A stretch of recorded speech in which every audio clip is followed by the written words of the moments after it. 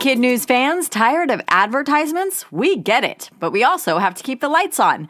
There's a way around them, though. Parents can join Starglow Plus on Apple Podcasts or at starglowmedia.com/subscribe to ditch the commercials and unlock access to future bonus episodes and other exclusive content from the Starglow Media Network.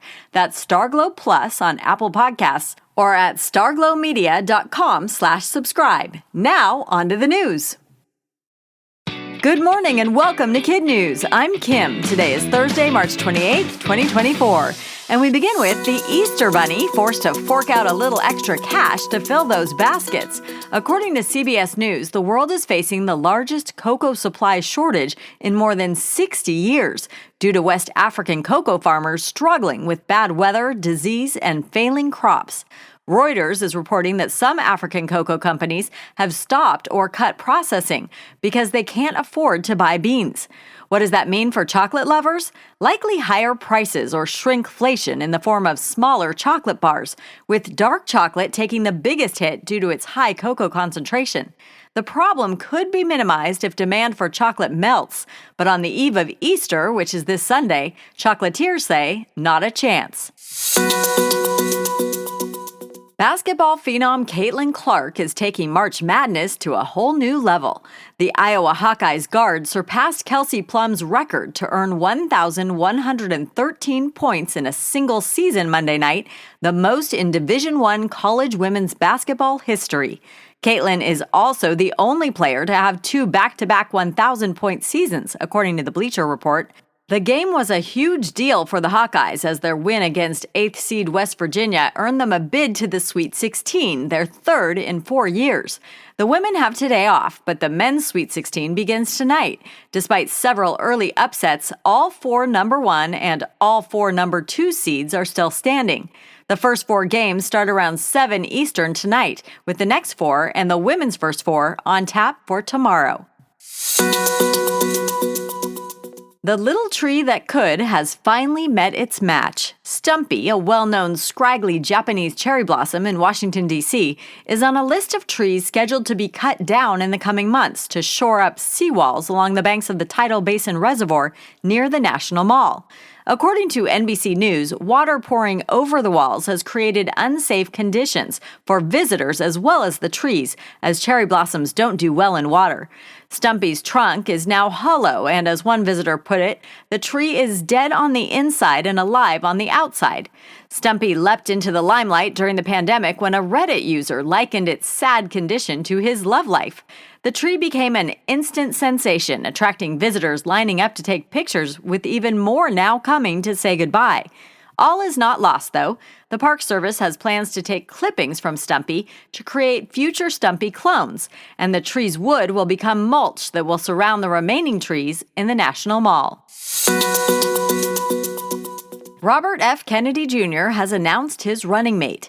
Nicole Shanahan, a California attorney and entrepreneur, will join the independent candidate as his vice presidential pick in his bid for the White House.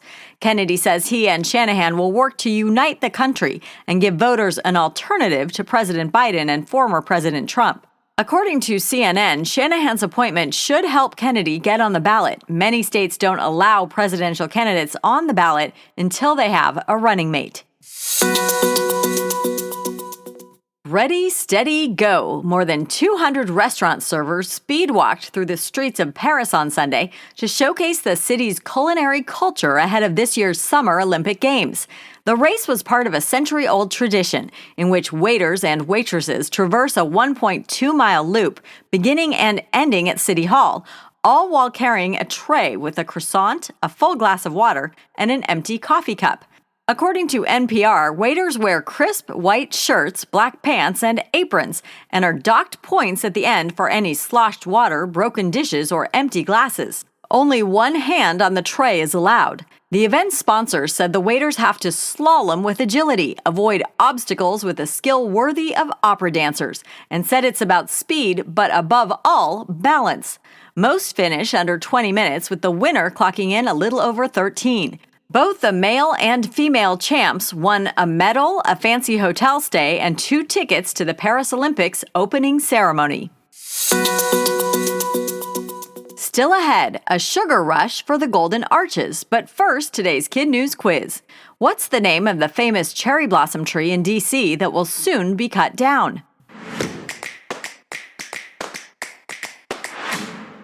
Stumpy. How many points has Caitlin Clark scored to earn the record for most points in a single D1 season?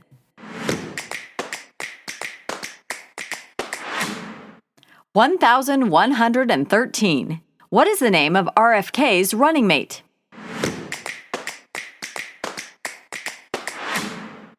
Nicole Shanahan. What city held a race for waiters?